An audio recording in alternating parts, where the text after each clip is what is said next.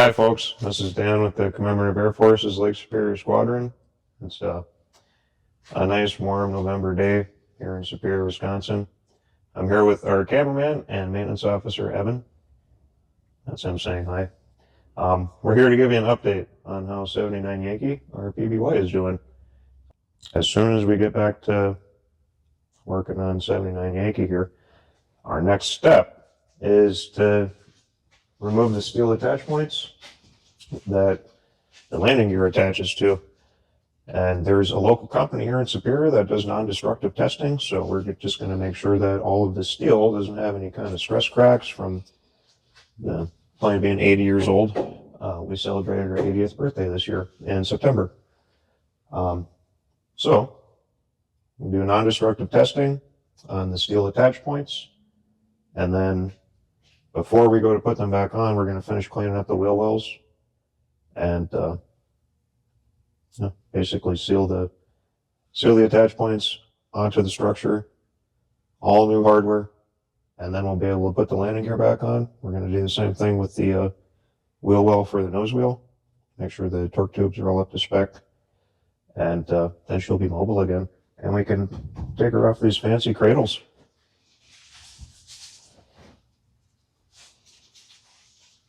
One of the other things that we're going to continue working on is the actual paint removal from the plane. We've done a lot of work inside the engineering tunnel just to get the 7 to 8 layers of paint off the hardware so that we could facilitate actually taking the hardware off without burning our tools. We still have a little bit of paint to remove from the superstructure that the wing sits on. Otherwise, the exterior of the fuselage is, I'd say, 90% paint free. You'll see here that there is some green primer. This is all new sheet metal, and because it's new sheet metal, we don't need to inspect it. So that's why we're keeping the primer on as a way of protecting the skin. We're also keeping most of the paint on our blister turrets. You'll notice that the blister turret, the window on it, it actually hinges. The way it's supposed to design is it's supposed to roll up and towards the center where the blisters meet.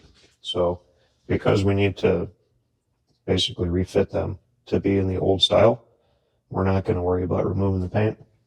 The big thing with removing the paint from the plane is so that we can inspect every single rivet, every single square inch of aluminum for any kind of corrosion or damage. We find anything that needs to be repaired and we repair it. One of the things that one of our members, who is a sheet metal expert with many years in aviation, one of the things that he's working on is the piece for the rear of the keel. So that has to be heated to a specific temperature and then pressed to make this compound curve right here, and then this sharp angle. So it's a rather complicated piece that takes some delicate work. The next step is to finish blasting the interior of the plane. Pretty much everything from here, where the ventral gunner sits, that's all going to be easy. But as you get into the tail, very tight spaces, and you can see that there's still paint on the stringers, the bulkheads, the inside of the skin. So we want to remove all of that paint just to facilitate further inspections and replace anything that needs to be replaced. So yeah, that's what we got going on with 79 Yankee, and stay tuned. We're going to keep cracking at it.